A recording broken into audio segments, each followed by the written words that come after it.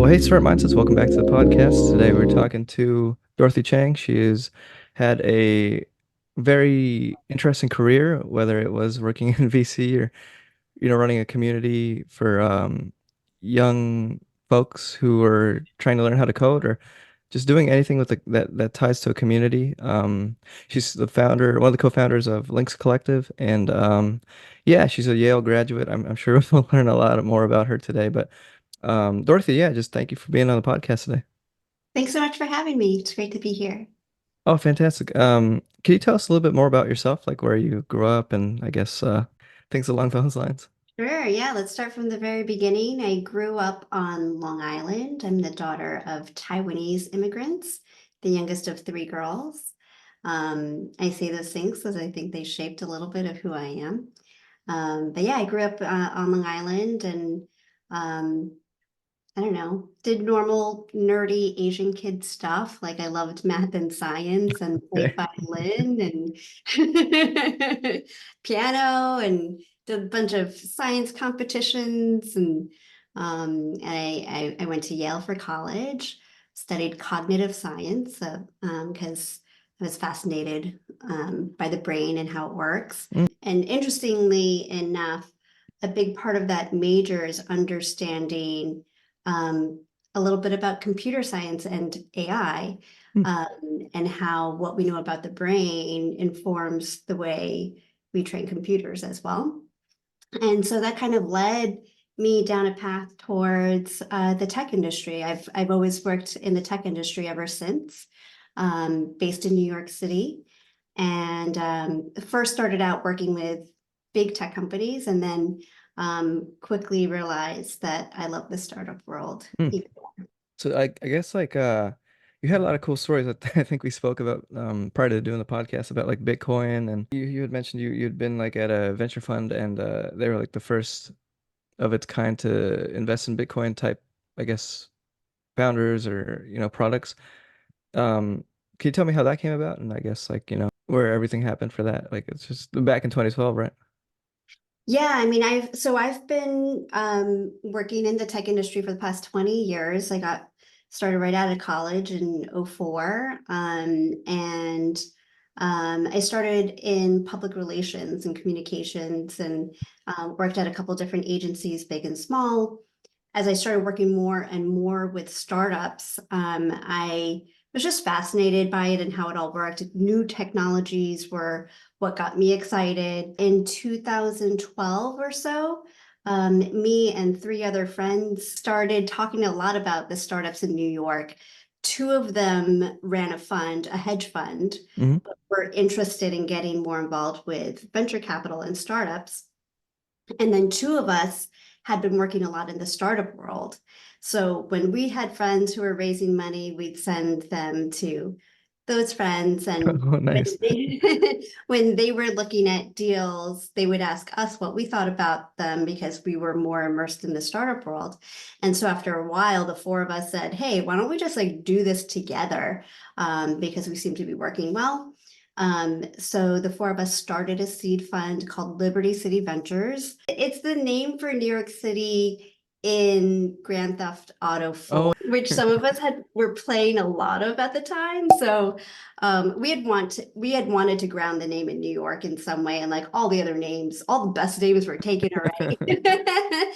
But we were inspired by GTA 4. It's kind of funny. So yeah, Liberty City Ventures, and so those two friends that had been running a hedge fund, they had always invested in financial technologies and financial services. So they actually had heard of Bitcoin pretty early in the game back in 2010, hmm. and it started buying Bitcoin when it was 4 or 5 cents, Oh my started mining God. it. Yeah, super early on. And so they were onto it like way before we were, which was kind of interesting. Like from a financial perspective, they had heard about it. From a technology perspective, it still hadn't kind of crossed our radar. So 2012, we started paying a lot more attention to it. And a couple things happened. One, we raised a fund to focus specifically on Bitcoin startups, like startups built around Bitcoin infrastructure. The fund pretty much solely focused on that. And now we call that blockchain technologies or Web3 or digital. Wow, yeah. But back then, there was only Bitcoin. My partners had this insight coming from financial services that if Bitcoin were to survive, it would need much better infrastructure that was more reliable and regulated. Hmm. Because, at that time, consumers would play around with it, but if you're an institution, like there's no way Hmm. that you could entrust your customers' funds um, in Mount Gox and other kinds of services that were out there at the time that were just not really reliable. You couldn't, they had no SLAs. You didn't know if you were going to be able to take your money back off the exchanges or not. It was just really they weren't providing service at the level that you expect in the financial services world. So they started an exchange called ItBit, and we kind of incubated that and grew that, and that's what became Paxos, which Oh, is now a huge blockchain infrastructure kind of enterprise startup. And um, three of us ended up working on Paxos full time. okay. of the four partners. So Chad Cascarilla became the CEO, Andrew Chang became the COO. I eventually joined to run marketing and communications. Did you think it would get that big? No, I mean, I think even at the time, no disrespect to Chad and Emil who started it, but at the time, like we had seen how a lot of like frequently people in finance would be like, oh yeah, I can do a startup and try doing a startup. And Oh, they wow. would like inevitably all fail Hmm. because it's just a really different world and way of doing things. And so when they said they wanted to start an exchange, we're like, okay, but like, we'll see what happens. Is that like a exchange or so to backtrack what is Yeah, yeah, Paxos now? yeah. So, I mean, I left Paxos 3 years ago, so I may not be totally up Right. to date on everything it is now, but I think I am for the most part. I mean, it powers blockchain tokenization and crypto solutions for a lot of major financial institutions. One of the things that we launched while we were there was a stable coin and the ability to kind of white label and create stable coins for other institutions. So PayPal, for example, has Hmm. a stable coin, and that's powered by Paxos. Oh, That's something that we had started working on many years ago. your product was infrastructure technology or like something like Yeah, an API for exactly. that or something, or what does it Not relate? not just an API, but yeah, it's so Paxos is a lot of things. That, Yeah, first of yeah, all, that's fair. first of all, it's a trust company, and it was the first regulated trust company to that could offer cryptocurrencies. Of course, we use banks. A bank, if you put your money in the bank can go and lend that money out to other people, Right, right? right. In a trust company, they cannot do that. You deposit your money, they have to hold it. They That's cannot. like a REIT, right? Like a real estate investment trust? No, that's a different type of No, thing. yeah, that's a different kind of, yeah. This is a for financial assets. You put money in a trust company, they hold it. They cannot lend it to anybody else. It's guaranteed. Oh, Um, okay. and so Paxos actually has a trust company, and it has an exchange. It's mostly used by institutions, or really big individual investors who want to be super careful about where they put their money and their crypto. Because institutions use it to trade, and then it powers, a lot of these other kinds of things, stable coins. If you buy a stable coin that's powered by Paxos, then you put $1 in, you get a stable coin out, and Paxos just holds that dollar for you. It's not going anywhere. It's like Oh, I the gotcha. most trustworthy place to get your stable coins. Wow, yeah, I'm learning so much about the way Bitcoin works, I mean, or even cryptocurrency. Um, what's your thoughts, Dorothy, I guess on a different tangent? Like what's your thoughts on I guess the Bitcoin or cryptocurrencies now, having been involved for over a decade, right? Yeah. Do you think it's like do you think it's something that's like going to have a tangible impact on our lives or like I don't know, how do you see it? Yeah, I think it really could. I think all of that underlying technology is really very interesting and works in really different ways in our current financial system. Um, and then there's a lot of different applications that can be created on top of that. Um, and I think that there's a lot of potential. I don't think we're there yet, obviously. But I think the problem with everything blockchain is that um, there's a lot of different concepts that have kind of gotten mixed together and commingled. And so you might see cryptocurrency as a speculative financial, asset class. and that's one of the purposes that it serves today. It can enable so many other more interesting use cases. Anytime you think, you want to be able to move money quickly, instantaneously around the world, in real time, with low fees. Yeah, That's that's a a huge market, right? Like right now, if you want to move money to a bank overseas, like, there's a ton of fees. You can only wire money out of your bank account during certain business hours of the hours, day, and you have right? to be at a Yeah. bank too, right? You have to do that Right, through and a it bank. takes a certain amount of time, and the reality is, the internet is 24/7. Hmm. There's no reason that there should be hours that it's on and hours that it's off, right? There's a lot of kind of man-made constraints, I would say, or corporate constraints that don't need to exist. Personal stories, I guess. So, I think it's really interesting if you think about kind of the bigger use cases, either at a macro level where it's like, many trillions of dollars that are um, wasted or just being held up, Hmm. when they could be moving faster. And then on the very micro level too, people who maybe can't afford to put their money in a bank, and Yeah, the fees that costs, and the paperwork that it takes to prove who you are and that you have an address where you live. Like if you're a refugee or an immigrant, or, for any number of reasons, it might be right. difficult. There's a lot of people, even in the US, who are unbanked, but around the world, it's a huge problem. So there's a lot of potential benefits that digital money can provide. But yeah, it's going to take time to get there. The financial system is huge and slow moving, and Yeah, yeah. eventually, hopefully, we'll get there. Why does it exist? Yeah, Why or should we well, care about this? no, no, I guess more like the underlying like factual truth, like, or just I guess like from somebody who knows it, like it's Yeah. different when you just YouTube stuff, and or I don't know, like I guess other people could say that too, like not knowing what's like the underlying like I guess deeper meaning, or things like that.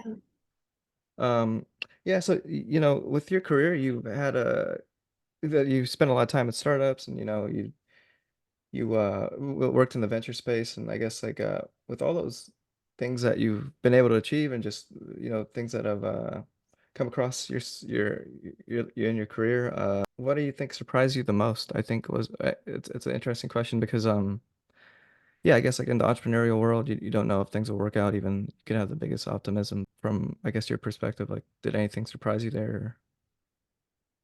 That's a really interesting question. When we think about technology in the future, we've actually already imagined a lot of the things that are actually going to happen, right? We just never know when it's actually going to happen. Like being able to go to space easily. Yeah, that's getting more and more commercial. It's going to happen. Fully automated self-driving cars. That's going to happen.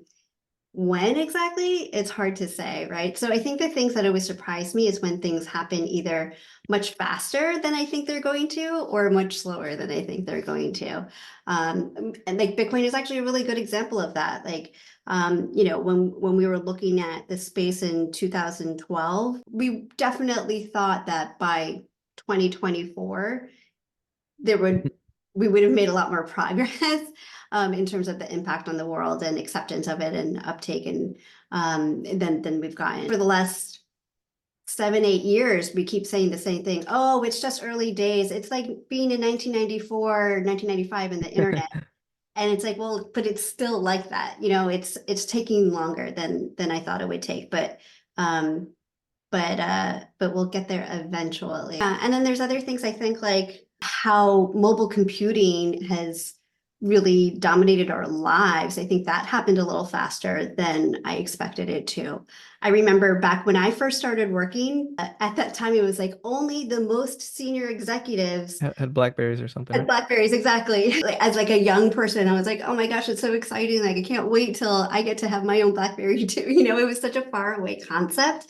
And now it's like, every 7-year-old, it seems, has the entire computing power and availability for the internet in their pocket, that, we couldn't have imagined just a few years ago. So yeah, when things are super fast and super slow. One thing that bothers me still about the tech industry is I think that for an industry that is so kind of forward looking and tends to be super um, like on the more progressive side of things, I think we've been really slow at changing the gender dynamics. Hmm. That's been really slow moving to change, and so that's been disappointing to see. But um, I keep working at it. Yeah, Carly Kloss.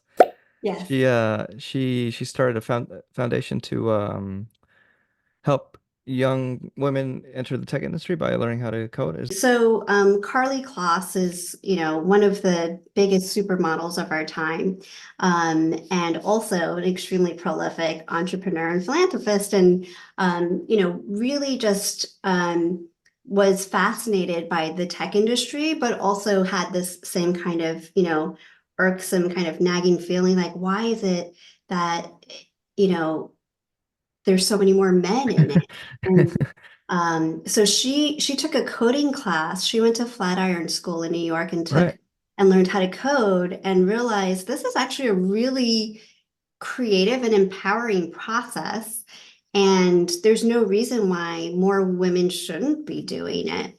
And so from there, she started Code with Klossy. It's a nonprofit, and it's focused on teenage women and gender expansive youth, and bringing them into the power of code. And it's an incredible organization. I had the honor of being president and a board member for a couple of years, um, and helped to grow the organization and our impact. And I'm sure it's much bigger now. I left almost about a year ago, but the last summer I was with them, we were able to reach 4 or 5,000 young people with Yeah. our free summer camps and other year-round programs.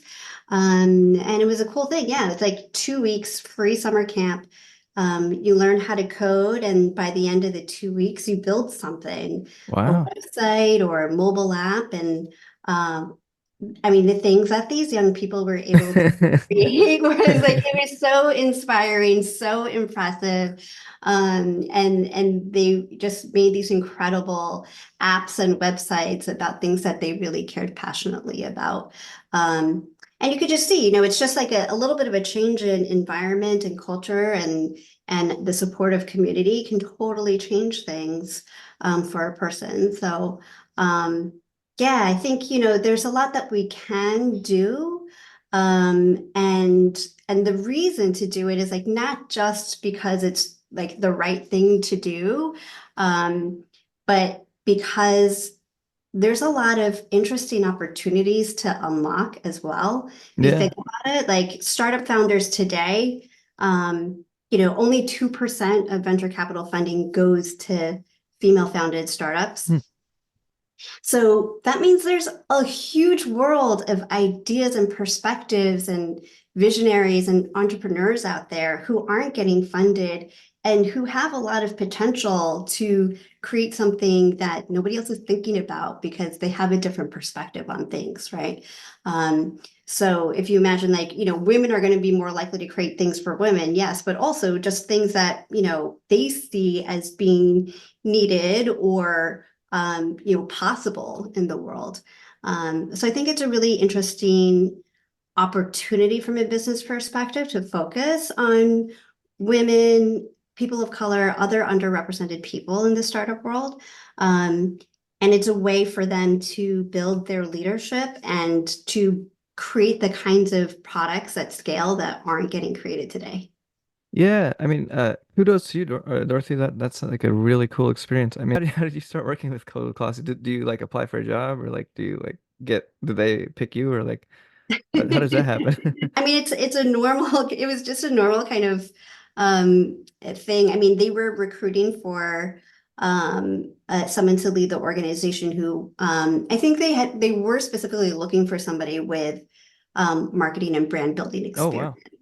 wow. And so they reached out to somebody who I knew, a mentor of mine, and it wasn't right for her, but she knew that I was looking to create more impact in the tech industry, so she pointed them. That was a really incredible organization to get to work with and lead, and to get to work with Carly Kloss, of course, who's Oh incredible. right. And I Uh, left about a year ago, and part of it was because I had that inspiration from working at Code with Klossy, that I wanted to kind of create more of a path to entrepreneurship, not just for those scholars that we had coming through the program, but for anybody really. Kind uh-huh. of is that, for any of them that wanted to go on, like continue building what they Mm, had built, it's not that easy to, and it's not that clear how to do it, how to go from, a little project that you've started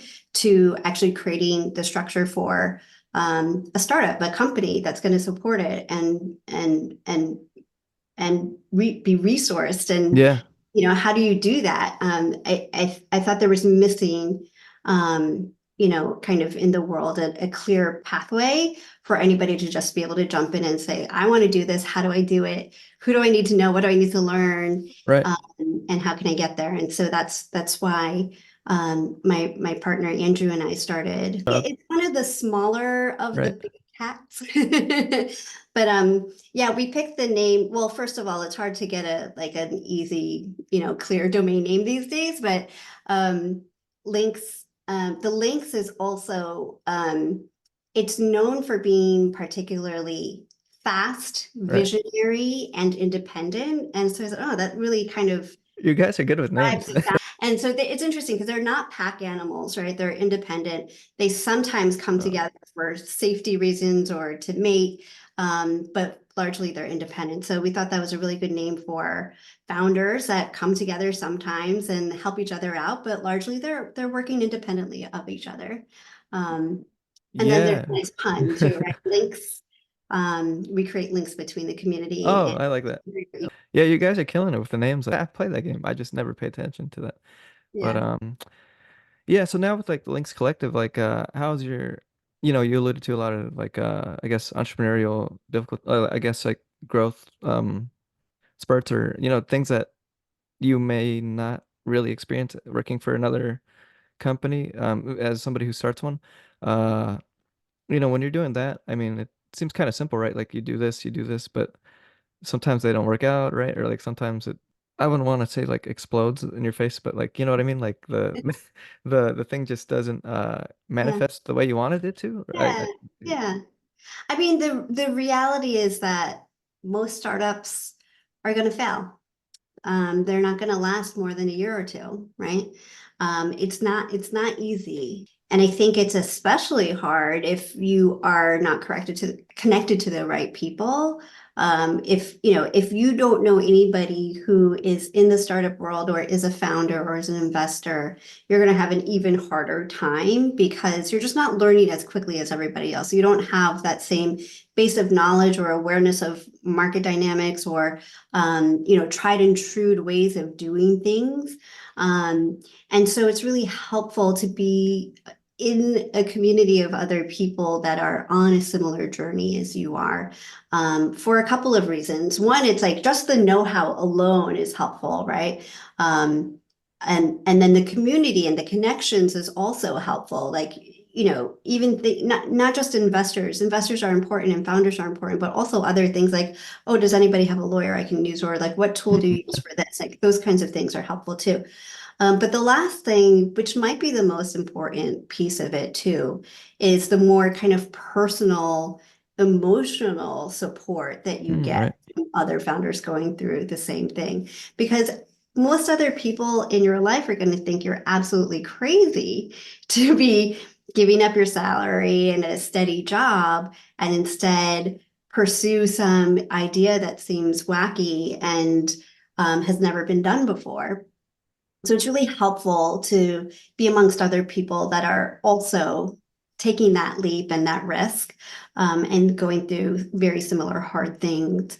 And it makes you realize like, oh yeah, this is actually how hard this is, how challenging this is, how much this makes me miserable at times, but also really happy at times. This roller coaster that I'm on is normal, and you're experiencing it too, and you're experiencing it too, and we can get through it together. Yeah, I think entrepreneurship's like not for the faint of heart for sure. So there's that. I mean, with the things you've seen so far, I mean, from running Lynx Collective or just starting it, like what I guess what surprised you there too, or like what do you think like you guys have been working towards, or have if you could share some cool back stories from that, or I don't know. Yeah, yeah, for sure. I mean, I think so my partner Andrew is Oh, right, also my right. husband, by the way. He and I both have had 20 years, working in the tech startup world in New York.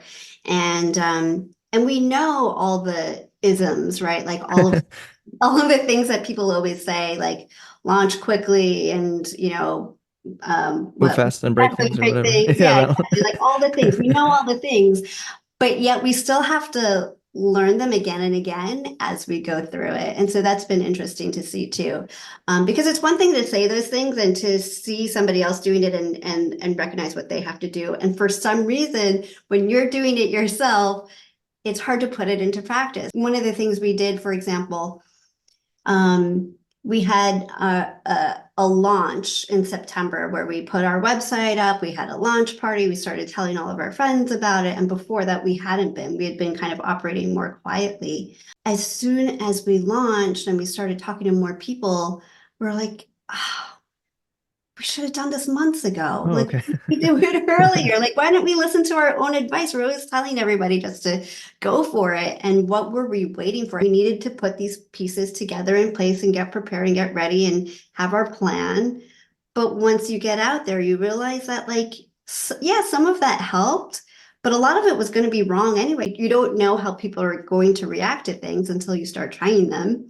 So I think that's the biggest learning. And this is one of the reasons why we also, started working on this as our own business, because we're like, if we're going to be helping other founders along, we need to be going through that same experience and living that same experience too, and understanding what it's like in that seat. Yeah, yeah, it's like that joke about what you call that stealth mode, or in some cases it would make sense to do a stealth company, but yeah, in a lot of cases it's just get the feedback as soon as possible. I think for me too, like I think in people in general, like they'll dwell on, what other people think. And I guess that does make a big, I mean, that does matter to some extent, but then again, like, there's that it's just an emotional thing, right? Like, or emotional, or what do you call that? Like it's scary to do that, right? Like it's a Totally. little bit to be vulnerable, right? Like I think like Yeah. it's a hard thing. But Yeah. And it's probably not the way that people are used to doing things. Like if in school you're always talking about like, you're writing a draft of something and you're right. or you submit the final paper, or you study for a test and then you take the test, you're not like showing your work along the way. And when you're in the workplace, like especially if you're at, larger and larger corporate institutions, there's so many more steps you're going to take before you actually reveal the big plan, or Yeah. you give the big presentation, right?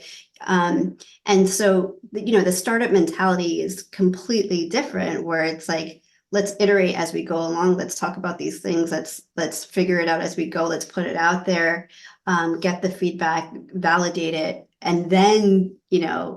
adjust, and then get it out there again and then adjust. And it can be really uncomfortable if you're not used to operating that way. And a lot of founders are super high achieving people, right? They're used Hmm. to winning, they're used to being the best and to knowing everything. And so that's really uncomfortable too, because inevitably you're going to make mistakes and you have to be comfortable with making those mistakes and failing a lot. Earlier in the week, we we spoke about transformations you've seen founders make. I think it'd be interesting just to go on that kind of train of thought. Like, what do you? I mean, we'll see like people who, yeah, I guess like the companies transform, right, from idea to physical product to service maybe. But yeah, I mean, like if you could say, I guess something that you've witnessed from either Code, Klossy, or things that just you've been a part of or sort of seen from afar.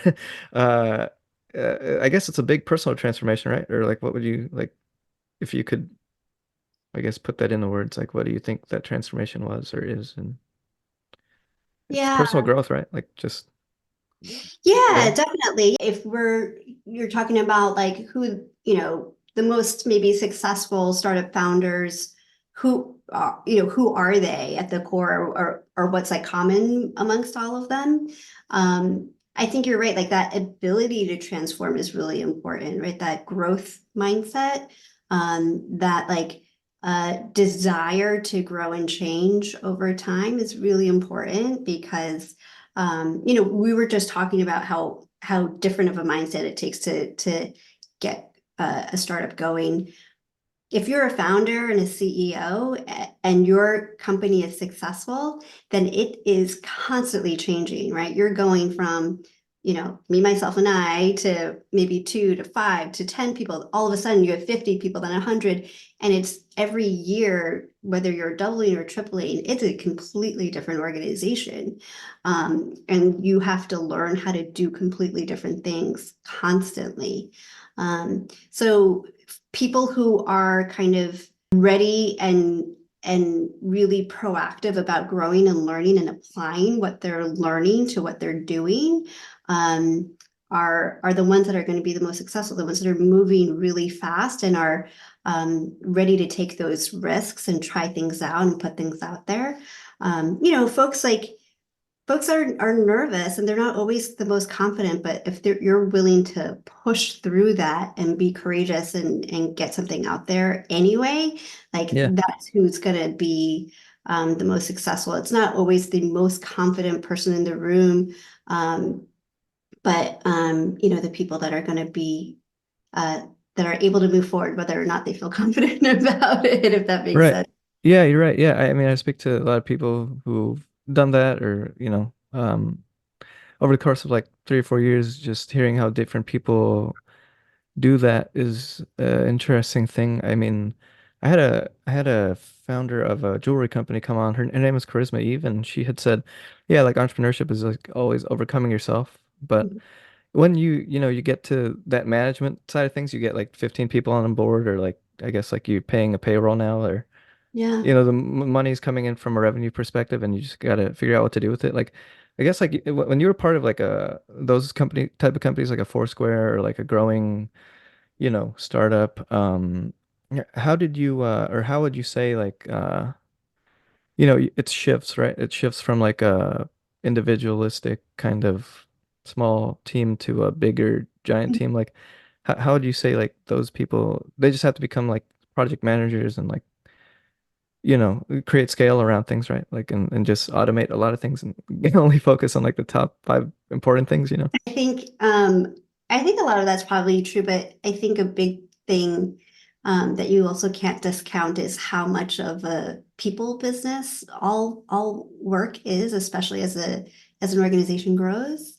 Um, and so learning to kind of manage like one person, Yeah.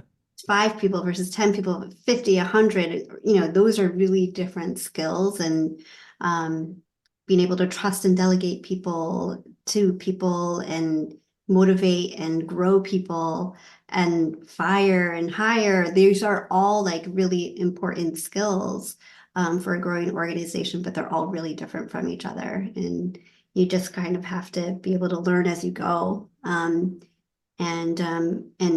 accept that you're going to make a lot of mistakes, hopefully nothing too fatal Yeah, right. or too damaging to anybody along the way. But you do your best and you learn from the mistakes you made. Yeah, a couple that's a great point. A couple quick questions for you. Dorothy, are being an entrepreneur in New York, New York's quite expensive and Mhm. infamous for, living in like a dorm room type of thing. I guess going on that, like do you think like that? I guess the energy of New York, right? Like you're talking about just people moving all the time and going somewhere. How do you think that impacts like the entrepreneurs or, Mhm. startup founders in a I guess a positive way or a negative way, right? Because it seems like there's a lot of desperation, but you know, um, there's not really. I guess it's a different environment from what like work from home would be for the most of Oh yeah, yeah. I mean, I'm biased, of course, like having lived and worked in New York for such a long time. Um, but I think it's an incredible place to work and grow something new. The density of it, the energy of it is just different from what you'll find anywhere else in the United States. And your ability to kind of meet people from all different walks of life and all different kinds of industries. Um, and be inspired by all of the arts and culture and entertainment and everything that's going on. It's such a dynamic place.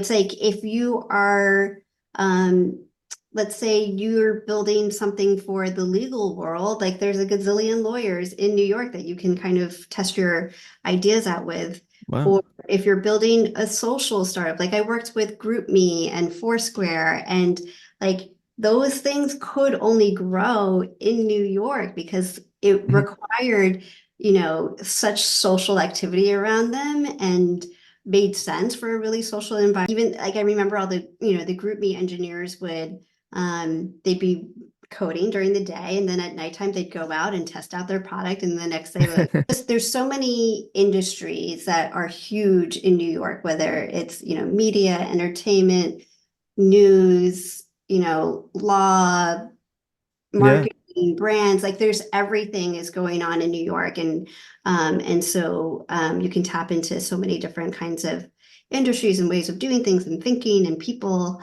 And it's a really fun place to very live. true. Yeah.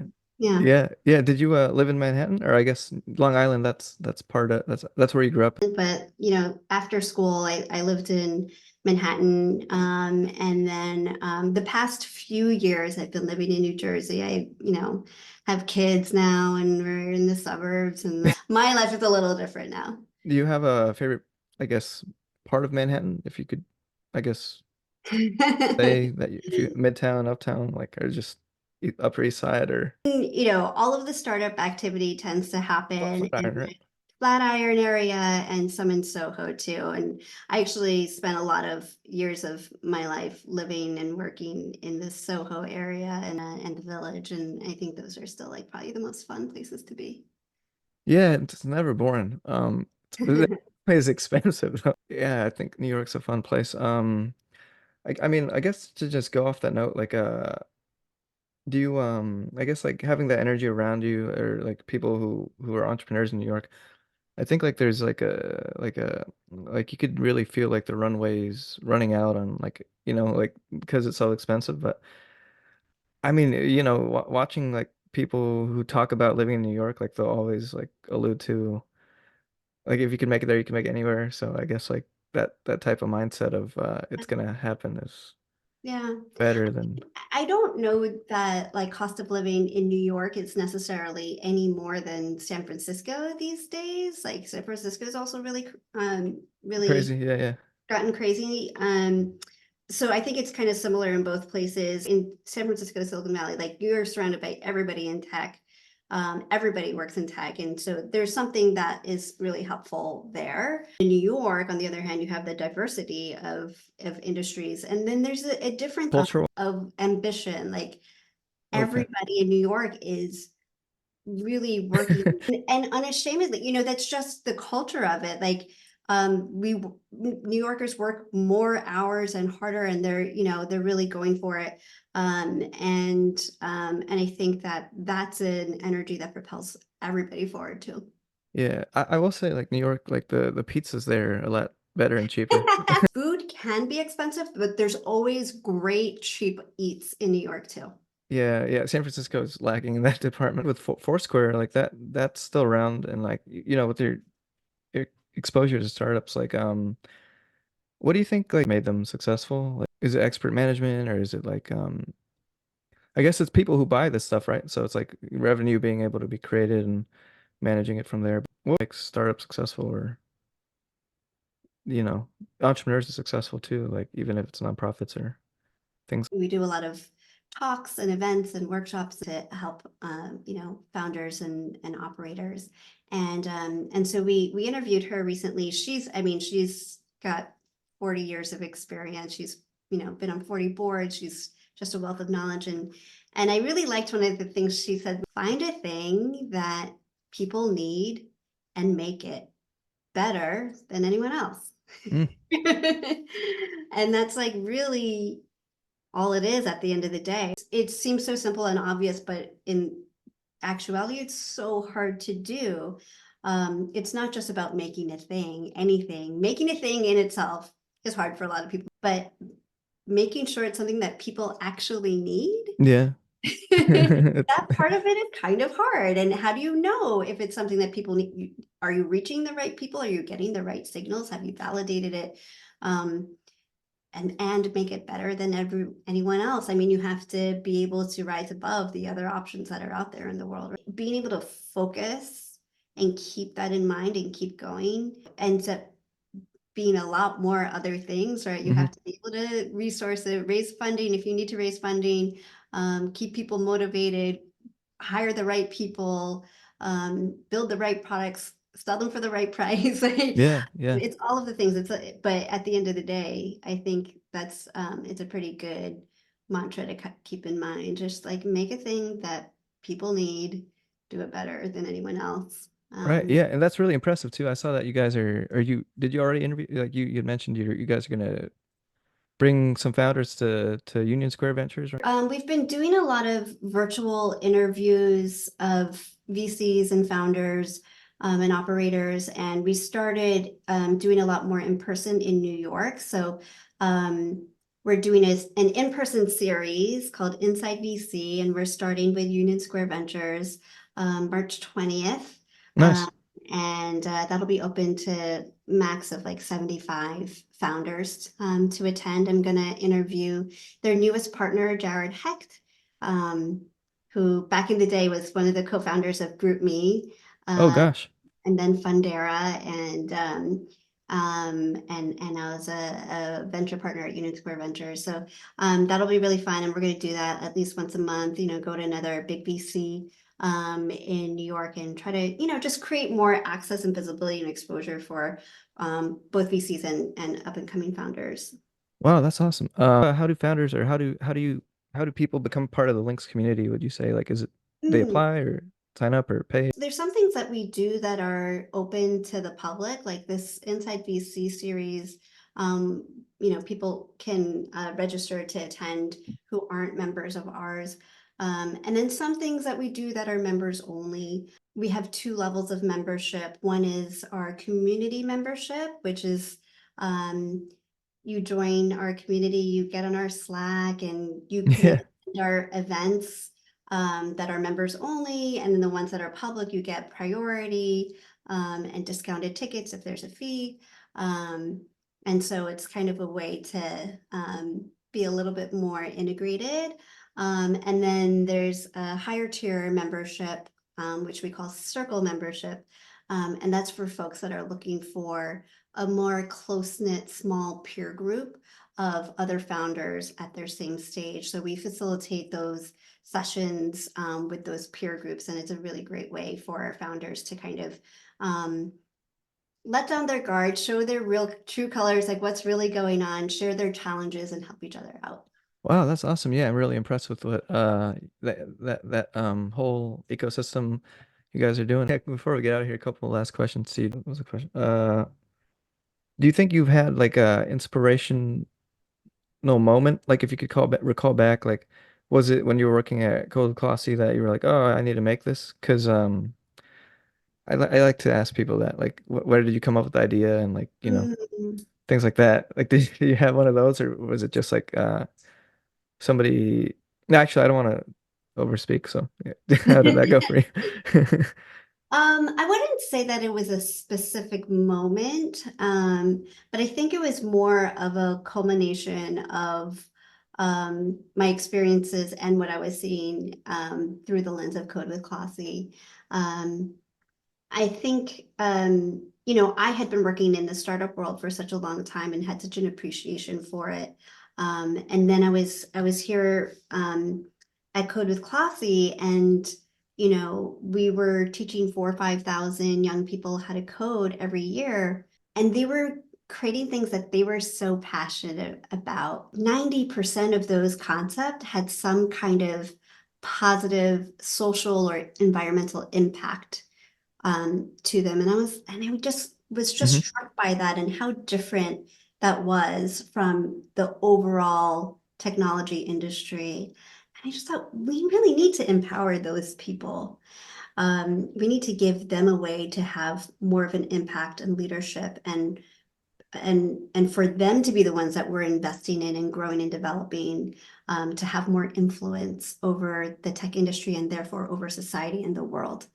Um, and so that's kind of where the inspiration came from, to create Lynx Collective and create a way for people, whether or not you have startup experience, whether or Right. not you're plugged in or not, you can come in, you can get plugged in with us, you can find this community of other founders, aspiring founders, people who want to create something. You can learn together. We will teach you. Was Coded Klossy, was that in person, like downtown Manhattan or something like that, or like a mix of? It was a Ki- mix, yeah. I mean, it was a combination of in-person summer camps across the country, Oh, in a bunch of different cities, and a virtual program. So we were able to reach like students from 49 states and 99 countries. oh my gosh, that's a good Um, one. yeah, I mean, really, really pretty expansive. And so, yeah, similarly, we're creating, this program to be accessible to anybody in the world. Well, not the world, the Right, country. right, right. We're How, starting with the yeah. country. How does Code Klossy, like, how does that get financed? Is that like It's a a nonprofit. It's a nonprofit? nonprofit. Yeah, so it's solely Donors, I guess, right? funded Or by like, donations. wow, Yeah, I mean it's mostly corporate donations, like corporate wow. partners like Apple and Google, Salesforce, you know. Were Uh, you part of that too, like getting them to donate, or just I guess that's yeah, that was a big part of what I managed was developing and growing those partnerships. wow. And I mean, when I joined, there was a lot in place already, um, and of course, starting from that base and foundation of a already well-run organization with kind of the brand impact and visibility of Right. Carly Potts's platform as well, and her involvement um, uh, was a great place to grow from. Oh, that's super special. Yeah. A couple of last quick questions here, Dorothy, are I guess these are kind of like different, not to do with past work history or something like that. But if you could have a dinner with like sort of how Warren Buffett does like an auction for who gets to have dinner with him. If you could have a dinner with like anyone in the world, like whether that's a tech space or just interesting, like from the arts perspective, like who would you Hmm. say you'd want to do that? Have a dinner with if you'd be able to. I mean, is it one person or is it a whole dinner You, table? you could let's do the whole dinner table. I mean, yeah, I mean, there's enough food for everybody, Uh, um, that's a good question. I mean, I think I would love to bring together a really eclectic mix of people that can share perspectives with each other. Um, so, anybody from there's like some maybe obvious ones, like President Obama Uh-huh. and First Lady Michelle Obama, like they would be amazing. I'd also love to sit down with like Melinda Gates and Mackenzie Scott and um, Laureen Powell Jobs, like some of the women that are Yeah. really making a huge positive impact in the tech industry. Um, and then I'd also want to make sure that people at the table that are being represented include some young, Oh, diverse right. voices as well, because I think we need to understand their perspectives better too, and like where the world is going and moving and how things are changing. Um, and yeah, I Yeah, mean, yeah. yeah, a lot of other people from around the world too. I haven't even, Right. mentioned anybody outside the US, but I think that would be fun. That's I think the Yeah. answer I'm gonna go with. A really eclectic mix of people who are have like power and influence as well as like young up and coming voices, and it would be really diverse and representative and respectful and create these amazing long lasting relationships. Yeah. Have you ever like bumped into like somebody in that was like not famous, but yeah, maybe famous. Like, have you ever bumped into somebody and like you just, I guess, ended up doing business with them, kind of serendipity? Has that ever happened to you? I don't think life really happens like that. I mean, I think uh I think with anything, with anybody, no matter who you are, relationships grow over Yeah. time. Yeah. Yeah. I- yeah. So, I've definitely like encountered a lot of different, like I have stories, Right, right, right, right, I've met, right. I've worked with um many different billionaires and celebrities, and they're all just people like That's true. everyone, you know. Yeah, I just asked that. Like, I remember I met the founder of DoorDash like twice in the elevator.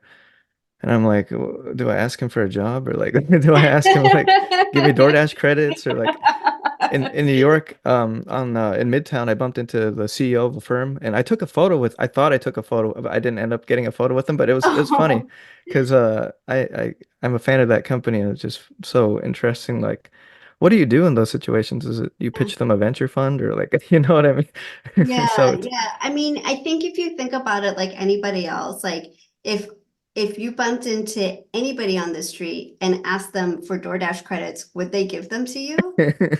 I don't know. So like, why would just because he's the, Right. Tony Xu, who's Yeah, amazing, like Tony Chu, yeah. it's just because he's the CEO and founder of DoorDash, like is he going around handing out DoorDash credits to everybody in the world? Is that how you operate? Do you hand Okay, out that's a good way. things to everybody? Like life just isn't like that, right? Like That's true. everybody's a person. Everybody's a normal person with normal interactions, and I think you have to kind of recognize that. So, um, yeah, like how would you normally make friends with a person in an elevator? Do you ever actually just Yeah, make friends yeah, with a person in an elevator? yeah, Now, that's some true. people do. Some people do. I mean, I had an old boss, Brooke Hammerling, who was the founder of Brew PR. Now she's running a different agency called The New Thing. I mean, she's the person I think in my life who I've met who knows how to build relationships best of Oh, anybody I know. And I was just fascinated by how she operates because it's not like she's necessarily trying to, but yeah, she's happens to be on the plane, happens to be mm, sitting next to there you go. Cameron Diaz, and by the end of the weekend, Cameron Diaz has invited her over for a sleepover at her house. Like, that's not a normal thing that happens to normal people like you and me. Yeah, yeah, yeah. Don't don't say it won't happen. But no, I love your what do you call that? Your just thoughts on that. I think it's like life happens. I guess you could say like the right person, you meet the right person that changes your life, basically. Yeah, Like it's what I'm trying to get. But yeah. yeah, Dorothy, has been a great conversation. Last question here is or do you have to go? Disney World's waiting. the the last question here, Dorothy, is if you could summarize your startup mindset in your own words, what would you tell us it is if you had to say? Yeah, I'd say go for it. Go for it. Yeah. Just do it. Yeah, it's kind of like Nike. Yeah, go No, for I it. love it. I love it. Yeah. Yeah, no, it's been I think cool I to think people get held back by, oh, is this what I really want to do? Should I do it this way? Should I do it now? Should I do it later? Should I call it this? What should it be? Trying to get all the things right. And while one person is like working really hard at planning and trying to get all the things right, somebody else has already tried it 4 times. and And so failed and then is doing it again. and learned from learned from actually doing it. So learn from actually doing it, get out there, and that's how you'll learn, move forward, and be successful. Well, Dorothy, I gotta say I enjoyed your story and learning about what you guys have created and looking forward to taking part or helping out the mission. So thank you. Awesome. Thanks so much for having me on. This was really fun. Thank you. Thank you. Last part, how do people join the Lynx Collective or I guess like if they want to, work with you or do something there, like is it just lynxcollective.com and go from there? That's right. Yeah, lynxcollective.com is our website, and Oh, I lynxcollective.substack.com got you. is our newsletter. You can also hit me up on Twitter. I'm at DJ. I'm easy to find. Nice. And that does it for the show. Thank you. Thank you.